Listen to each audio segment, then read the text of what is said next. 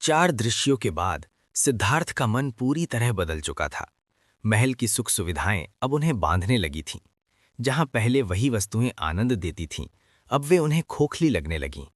उनके भीतर एक ही प्रश्न बार बार उठता था, क्या इस संसार में ऐसा कोई मार्ग है जो मनुष्य को दुख, भय और असंतोष से मुक्त कर सके? राजमहल में रहते हुए भी सिद्धार्थ का मन बाहर की दुनिया में भटकता रहता। वे लोगों के दुखों के बारे में सोचते, बुढ़ापा, बीमारी और मृत्यु। उन्हें लगता कि यदि स्वयं ही इन सच्चाइयों से बचा नहीं जा सकता, तो राजसी वैभव का क्या अर्थ है? एक रात सिद्धार्थ अपने कक्ष में बैठे थे। यशोधरा और उनका पुत्र राहुल गहरी नींद में सो रहे थे।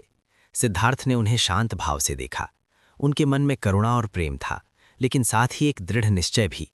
वे जानते थे कि यदि वे इसी जीवन में बंधे रहे तो कभी सत्य को नहीं जान पाएंगे। धीरे धीरे उन्होंने गृहत्याग का निर्णय लिया। ये निर्णय किसी क्रोध या पलायन का परिणाम नहीं था, बल्कि मानवता के दुखों का समाधान खोजने की गहरी इच्छा से जन्मा था। उस रात सिद्धार्थ ने अपने आभूषण, वस्त्र और राजसी पहचान त्याग दी। उन्होंने साधारण वस्त्र धारण किए और अपने घोड़े कंथक पर सवार होकर महल से बाहर निकल पड़े। उनके सारथी छन्ना भी साथ थे। नगर के द्वार शांत थे, जैसे पूरी प्रकृति इस महान निर्णय की साक्षी बन रही हो।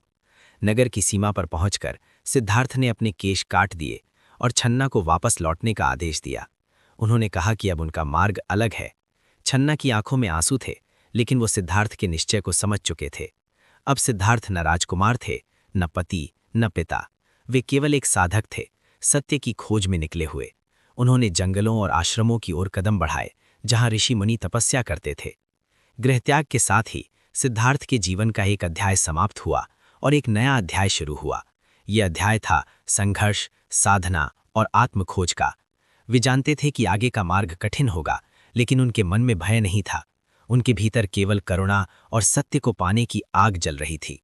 यहीं से सिद्धार्थ की वास्तविक यात्रा आरंभ हुई।